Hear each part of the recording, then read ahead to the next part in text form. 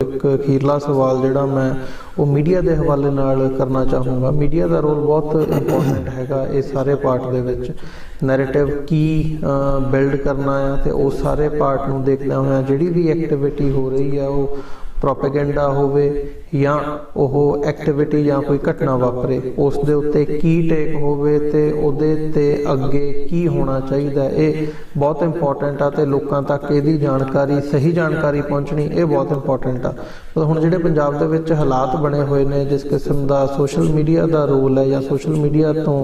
वध के यूट्यूब के जिवें चैनल्स बन रहे आ बने ने पिछले सारे महीनों के विच असीं देखते हैं तो जिस किस्म की वो इस किस्म की अप्रोच होंदी है जिन्हों कहा जाता है कि तुसीं अग लाउण दे लई सवाल करदे हो। सवाल संजीदगी दे विचों या जानकारी लैण दे लई नहीं पूछे जाते, सवाल जिहड़े ने वो प्रवोक करन दे लई या किसी का किसी नूं नुकसान पहुँचाउण दे लई किसी नूं ठिब्बी लाउण दे लई पूछे जाते हैं, नेगेट करन दे लई। मतलब ये अप्रोच समझनी बहुत जरूरी है लोगों के लिए। तो जिथे एक नैगेटिव रोल है मीडिया का पंजाब दे विच होवे या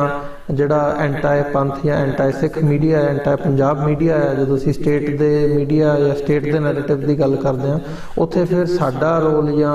वो पंथक धिरां होण या पंथक सोच नूं परनाए हुए लोग होण वो की बन जाता। देखो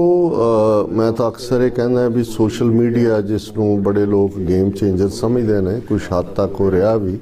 हालांकि जो तुसीं अरब स्प्रिंग तो लैके हुण तक देखो अल्टीमेटली वो कोई बहुता कारगर लंबा वक्त रहिंदा नहीं, चेंज हुंदी है एकदम मैसेज देने लई जरूरी है। पर मैं इनू हमेशा डबल एज सॉर्ड कहना क्योंकि एक पासे जिथे जानकारी दे लई एक क्विक नैटवर्किंग बनाता उत्थे मिस इनफॉर्मेशन और डिसइनफॉर्मेशन ये वड्डे पैमाने ते हुंदी है। और इनू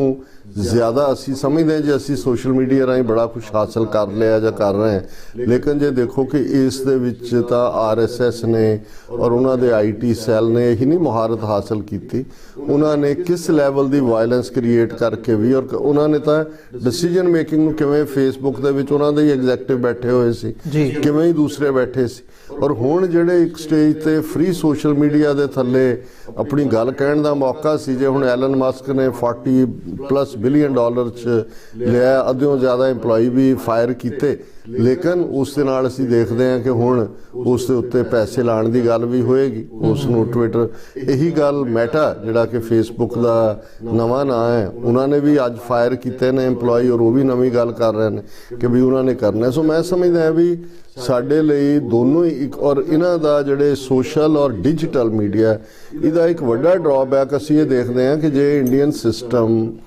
स्पाईवेयर जिस लैवल का उन्होंने लिया मोसाद तो इजराइल तो जिस लैवल की इनफिल्ट्रेशन उन्होंने तुहाडे घरां दे फोनां तो लैके तुहाडे बैडरूमां तक की, तुसीं इस सारे चों किहड़ी सेफ्टी किहड़ी स्ट्रैटेजी किहड़ी प्लैनिंग कढ सकदे हो जी। सो इस गल का भी ध्यान रहे कि भी ठीक है असी बहुत बार दुश्मन नूं आइडेंटिफाई भी करते हैं, करना भी चाहिए उस दे लई जदों तुसीं स्ट्रैटेजाइज करना है। सो मैं कोई ये मियाँ मिठू बनने वाली गल तो नहीं है क्योंकि TV 84 ने अपना 10 साल का सफ़र तय किया और कल दे या उस तो 2-3 दिन पहला जदों ते असीं आए हैं सैकड़ियां की गिणती दे विच जिहड़ी संगत का हिस्सा अड्ड-अड्ड थावां तो आए लोग उन्होंने आके एडमायर किया कि जी असीं देखते हैं तुसीं पंथ की गल करदे हो, अगाह करदे हो, ये हो रहा वो हो रहा। लेकिन कुल मिला के जे कहना होए कि भी साडियां उही मैनेजमेंटां जिन्हां दे जिहड़े लाखां डॉलर जिन्हां ने इस सारे दे उत्ते इकट्ठे भी करने ने संगत की शरधा का प्रतीक उन्होंने जे लिया के इंडियन एम्बैसी के चैनल ही बिठाने ने और उन्होंने इस गल नूं यकीनी बनाना कि तुहाडा सिख नैरेटिव या खालिस्तान की गल या पंथ की गल माइनस करके तुहानूं ढोलकियां चैणियां तक ही रखना है ते असीं पंथ तेरे दियां गूंजां दिनों दिन पैणगियां भी पढ़ी जाना है, लेकिन जिथे गूंजां पवाण दा वेला आउणा है उत्थे असीं लिया के उन्होंने भारत माता की जय वालियां नूं बिठाना है तो फिर इवें चलनी नहीं है गल। ये बेशक थोड़ी जी बिटर लगे गल, शायद कुछ नूं लगे भी पता नहीं जिहड़ा असीं कोई सैल्फ प्रमोशन करना चाहुंदे असीं अज हाँ कल नूं नहीं होवांगे, कोई वड्डी डील नहीं है, पहलां भी तुरदा ही रहा। पर असीं ये समझदे हैं कि ये साडीआं संस्थावां नूं इंडिविजुअल्स नूं भी देखना होएगा जे इस किस्म दे एंटाई पंथ चैनल नूं ਇੰਡੀਅਨ ਲਾਈਨ ਜਿਹੜੀ ਆ ਉਹ 25-30 ਸਪਾਂਸਰ, ਕੋਈ ਪਲੈਟੀਨਮ, ਕੋਈ 골ਡ, ਕੋਈ ਸਿਲਵਰ, ਕੋਈ ਬ੍ਰੌਂਜ਼ ਦੇ ਕੇ ਤੇ ਤੁਸੀਂ ਤੁਹਾਡੀਆਂ ਜਿਹੜੇ ਆਪਣੇ ਕੰਮ ਕਰਨ ਵਾਲੇ ਨੇ ਉਹ ਮੁੱਢਲੇ ਤੌਰ ਦੇ ਉੱਤੇ ਟਿਕਟਾਂ ਵੀ ਕੋਲੋਂ ਜਿਹੜਾ ਖਰਚ ਕੇ ਆਉਣ, ਫਿਰ ਇਵੇਂ ਚੱਲਣੀ ਨਹੀਂ ਹੈ ਗੱਲ। ਮੈਂ ਇਕੱਲੇ ਇੱਥੋਂ ਦੇ ਹਵਾਲੇ ਨਾਲ ਨਹੀਂ, ਮੈਂ ਈਵਨ ਬਾਹਰਲੇ ਮੁਲਕਾਂ 'ਚ ਵੀ ਦੇਖਦਾ ਕਿ ਜਿਹੜੇ ਔਰ ਹਾਂ ਇੱਕ ਇਹ ਪੁੱਸ ਜ਼ਰੂਰ ਇੱਕ ਸਾਡੇ ਤਬਕਿਆਂ ਨੂੰ ਪੈ ਗਿਆ ਕਿ ਹਰ ਇੱਕ ਨੇ ਆਪਣਾ ਆਪਣਾ YouTube ਚੈਨਲ ਦੇ ਥੱਲੇ ਉਹ TRP ਵਧਾਉਣ ਦੇ ਲਈ ਭੜਕਾਊ ਤੇ ਟਾਈਟਲ ਕੁਛ ਹੁੰਦਾ, ਉਹਦੇ ਵਿੱਚ ਕੁਛ ਵੀ ਨਹੀਂ ਹੁੰਦਾ। ਔਰ ਇਸ TRP ਵਧਾਉਣ ਦੀ ਦੌੜ 'ਚ ਜਿਹੜਾ ਨਫ਼ਰਤ ਦਾ ਦੌਰ ਹੈ ਉਹਨੂੰ ਬਹੁਤ ਪ੍ਰਮੋਸ਼ਨ ਮਿਲੀ ਹੈ। ਸੋ ਇਹ ਕੋਈ ਕ੍ਰੈਡੀਬਲ